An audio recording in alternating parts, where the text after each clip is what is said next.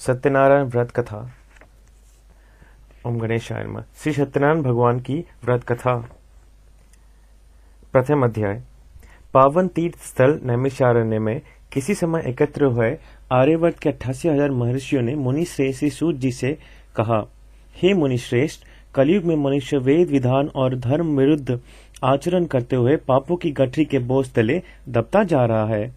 अतः हे मुनि श्रेष्ठ, मनुष्य के कल्याण हेतु ऐसा कोई उपाय बताइए जिससे मनुष्य को पुण्य लाभ हो तथा उसके जीवन की मंगल कामनाएं पूरी हो सके।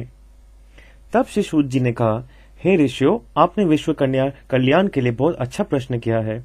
अब मैं उस मंगलकारी व्रत का वर्णन करूंगा जिसके संबंध में एक बार ब्रह्मर्षि नारद जी ने भी भगवान लक्ष्मी नारायण जी से पूछा था और उन्होंने नारद जी से जो कथा कही थी आप भी उससे चिंता मुक्त होकर सुने। ब्रह्मर्षि नारद जी मानव के कल्याण की इच्छा से विभिन्न लोकों का भ्रमण करते हुए पृथ्वी लोक में पहुंचे। पृथ्वी लोक में अपने अपने कर्मों के अनुसार लोगों को दुखों से पीड़ित देखकर नारद जी बहुत व्यतीत हुए और मन में विचार करने लगे कि इन प्राणियों के दुख का निवारण कैसे होगा। जब वो कोई उपाय न सोच सके तो तीनों लोकों के स्वामी श्री विष्णु भगवान के सामने उपस्थित हुए। वहां नारद जी ने श्वेत वर्ण और 4 भुजाओं वाले शंख चक्र गदा और पद्म से सुसज्जित देवों के ईश विष्णु भगवान की स्तुति करते हुए कहा, हे नारायण, आप सर्वशक्तिमान और सृष्टि के पालन करता है। मनुष्य का वन और वाणी भी आपके गुणों का वर्णन नहीं कर सकती। आप सर्वश्रेष्ठ और सर्वोपरि हैं।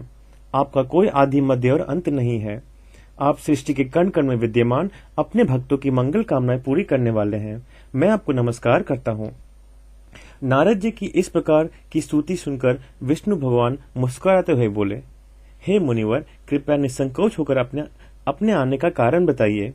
तब नारद जी ने कहा, पृथ्वी लोक पर जन्म लेने वाले मानव अपने अपने कर्मों के अनुसार विभिन्न योनियों में रहते हुए अनेक दुखों से पीड़ित हो रहे हैं। हे त्रिलोकीनाथ, मुझ पर कृपा करते हुए ऐसा कोई उपाय बताइए जिससे उनका दुख नष्ट हो सके और वे सुख संपत्ति का भोग करते हुए मोक्ष को प्राप्त करें। सृष्टि के पालनहार विष्णु भगवान ने कहा, हे नारद, अब मैं ऐसे व्रत का वर्णन करने जा रहा हूँ जिसे करने से विश्व के सभी स्त्री पुरुषों को पापों से मुक्ति मिलेगी। निर्धनता नष्ट होने से मनुष्य सुख संपत्ति के समुद्र में तैरता हुआ आनंद पूर्वक जीवन यापन करेगा। श्री सत्यनारायण भगवान के इस व्रत को करने से उसकी सभी मंगल कामनाएं पूरी होंगी। कलयुग में मोक्ष प्राप्ति का यही एकमात्र उपाय है। नारद जी ने जब व्रत हेतु विधि विधान की जानकारी चाहिए तो श्री नारायण बोले, मनसा वाचा कर्मणा से शुद्ध होकर मनुष्य भक्ति एवं श्रद्धा भाव से किसी भी दिन ये व्रत कर सकता है। नैवेद्य आदि भक्ति भाव से अर्पित कर ब्राह्मणों को भोजन कराए व दक्षिणा दे। इस प्रकार से सत्यनारायण भगवान की आराधना करने से सभी कष्टों से मुक्ति पाकर वह धन संपन्न व सुखी होकर आनंद पूर्वक जीवन व्यतीत करता है। इति प्रथम अध्याय।